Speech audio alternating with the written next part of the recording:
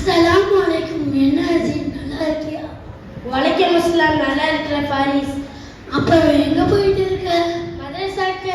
ஏன் நீ மதரசாக்கு போலையா? நானெல்லாம் போறதில்ல. போனா மட்டும் என்ன கத்துக்க போறேன்னு விட்டுட்டேன். என்ன பாரிஸ் எப்படி சொல்ற?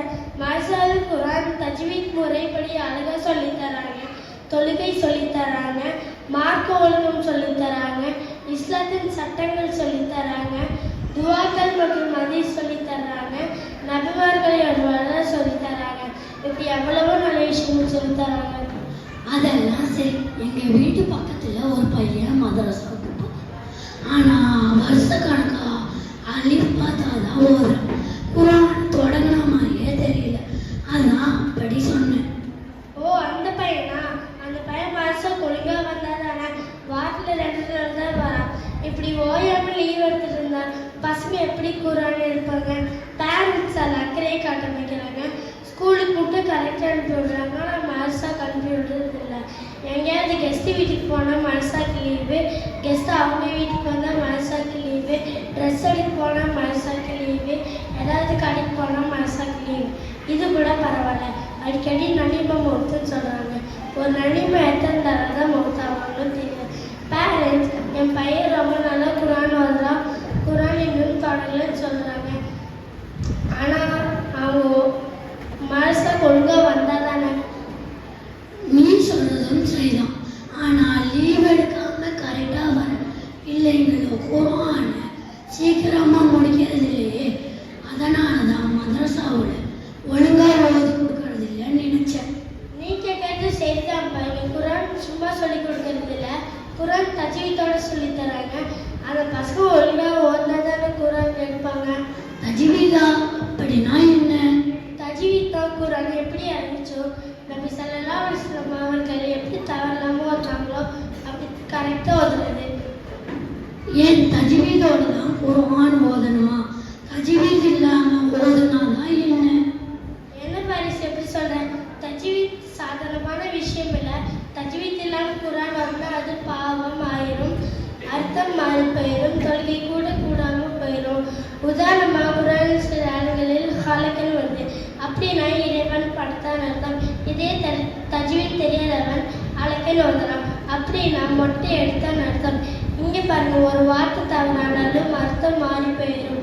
இப்படி அர்த்தம் மாறி போயிடக்கூடாதுன்னு தான் தஜ்வீத் சொல்லித் தராங்க. அல்லாஹ்வே, எவ்வளவு பெரிய ஆபத்து இது! ஆமாம், சாதாரணமான விஷயம் இல்லை, ரொம்ப ஆபத்தான விஷயம். இன்னைக்கு இதை யாரும் புரிஞ்சுக்கிறது இல்லை. பேரண்ட்ஸ் இப்பெல்லாம் ரொம்ப நாளாக ஓதுறோம் அப்படின்னு சொல்கிறாங்க, ஆனால் அவங்க சரியாக ஓதுறாங்கன்னு பார்க்கறதும் இல்லை, யோசிக்கிறதும் இல்லை. இப்பெல்லாம் நிறைய பெரியவங்க இப்படிதானே ஓதுறாங்க. அதுக்கு என்ன பண்றது? அது பாவம் தான். அது சரி செய்யறதுக்கு அவங்க தான் முயற்சி எடுக்கணும்ப்பா. நீ சொல்றத பார்த்தா நிறைய பேரோட தொழுகை கூட கூடாம போயிடும் போல இருக்கே. என்ன பண்றது? எல்லாத்துக்கும் ஒரு கவலை வரணும்.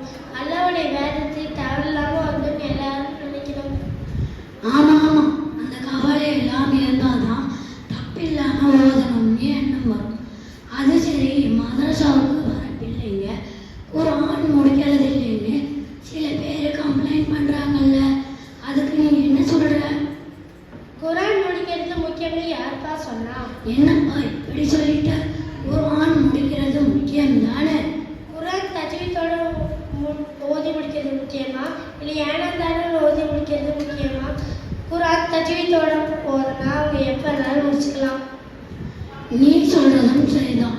நான் கூட மதரசாவை தான் ஒழுங்கா ஓதி கொடுக்கறது இல்லைன்னு நினைச்சேன். தப்பா நினைச்சிட்டப்பா. அல்லாஹ் தான் என்ன மன்னிக்கணும். புரிஞ்சுக்கிட்டீங்கள? இனியாவது மனசாக்கு நல்லபடியாக ஓது. சரி, இன்ஷா அல்லாஹ். இன்னைக்கு நிறைய பேரண்ட்ஸ் தப்பா புரிஞ்சுக்கிறாங்க. ஏன் பையன் இதே படத்தில் இருக்கான், குர்ஆன் முடிக்கல, அப்படி இப்படின்னு சொல்லி மதரசாவை தான் தப்பா நினைக்கிறாங்க. இங்க என்ன நடக்குது? இதுக்கு யார் காரணம்? நம்மளும் பிள்ளைகளே லீவ் எடுக்காம மதரசாவுக்கு கரெக்டா அனுப்பணும்னு யாரும் நினைக்கிறது இல்லை, ஒரு சிலரை தவிர. இனிமேலாவது ஒழுங்கா அனுப்புவீங்கன்னு நம்புறேன். அல்லாஹ் நம் அனைவரையும் சத்தியத்தின் படி நடக்க கிருபை செய்வானாக. ஆமீன். அஸ்ஸலாமு அலைக்கும் வரஹ்மத்துல்லாஹி வபரகாத்துஹு.